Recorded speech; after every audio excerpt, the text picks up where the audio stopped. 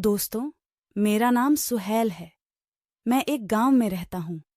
मेरे घर में सुख सुविधा की सारी चीज़ें उपलब्ध है, जिस वजह से हमारे घर में किसी भी चीज़ की कोई दिक्कत नहीं है। और मैं पढ़ाई तो घर वालों की मर्जी से ही कर रहा था, क्योंकि बाद में तो मुझे अपने पापा का बिजनेस ही संभालना था। ये कहानी उन दिनों की है जब मैं अपना ग्रेजुएशन पूरा कर रहा था। मेरे पापा एक व्यापारी हैं। उनके अच्छे व्यापार के चलते हमें कभी भी पैसों की कमी नहीं हुई। और वो कहते हैं ना कि बने बाप का बिगदहा लड़का, तो लगभग मुझे वही समझ लीजिए। मैं हमेशा से ही अपने पापा के पैसों से खूब घूमता था और पार्टी करता था, और घर में इकलौता होने की वजह से पापा भी मुझे कुछ नहीं बोलते थे। एक बार की बात है, मेरे पड़ोस में एक चाची रहती थीं।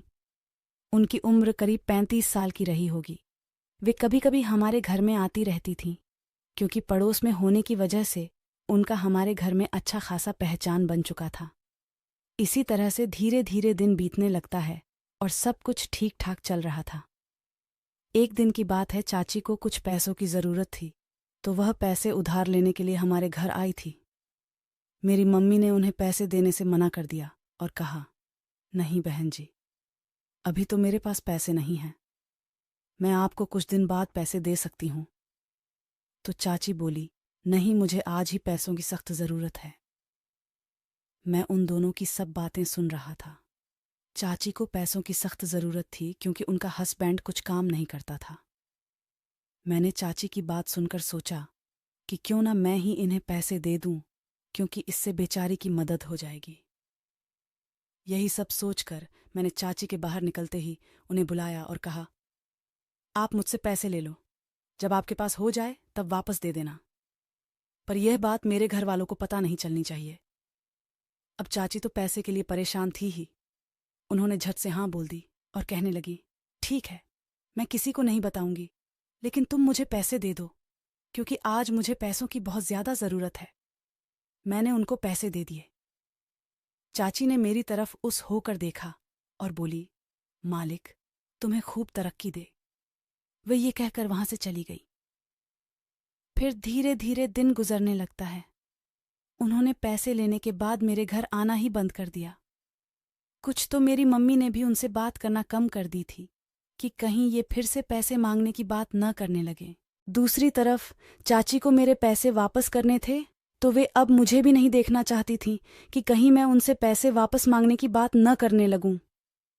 इस तरह से काफी दिन हो गए, उन्होंने पैसे वापस ही नहीं किए। मैंने भी उनसे पैसे नहीं मांगे। फिर एक दिन पापा और मम्मी को कोई काम आ गया और वे दोनों मेरे ननिहाल चले गए। वे दोनों 2 दिन के लिए गए थे। उस दिन मैं उनके साथ नहीं गया था, क्योंकि मेरा कहीं भी जाने का मन नहीं कर रहा था। जैसे ही मेरे मम्मी पापा गए, मैं चाची के घर के बाहर ही जाकर बैठ गया और उनके बाहर आने का इंतजार करने लगा। मुझे वहां दुकान पर बैठे हुए आधे घंटे के करीब हो गया, लेकिन चाची अभी भी मुझे नहीं दिखी थी। तो फिर कुछ देर बाद मैं उनके घर में चला गया। वे सामने ही दिख गई। मुझे देखकर उनके चेहरे पर कुछ घबराहट के से भाव आ गए थे कि मैं उनसे ऐसे की बात करने आ गया हूं। उन्होंने मुझे बैठने के लिए कहा। मैं चाची से बातें करने लगा। और सुनाओ चाची, आप कैसी हैं? वे कहने लगी, अब क्या सुनाऊं बेटा, बस अपनी बदनसीबी के दिन काट रही हूं। मैंने कहा, अरे सब ठीक हो जाएगा, चाची चिंता मत किया करो। उन्होंने कहा, मुझे तो अभी तुम्हारे भी पैसे देने बाकी हैं। इस पर मैंने कहा, अरे कोई बात नहीं, दे देना। वे बोली, हाँ, पैसों को भी लिए हुए काफी दिन हो गए। मैंने कहा, कोई बात नहीं, पैसे नहीं भी देना है तो मत दो, पर आपको मेरा एक काम करना है। फिर क्या था, मैंने चाची से काम करवा लिया। वह कहते हैं ना कि अगर किसी की मदद करते हैं तो भगवान उसके बदले आपकी मदद जरूर करते हैं, और मैंने उनका पैसा माफ कर दिया। अब चाची भी खुश थी, क्योंकि उनको जब पैसों की जरूरत होती तो मैं उन्हें पैसा दे देता था। इस तरह से सब अच्छा चलने लगा था।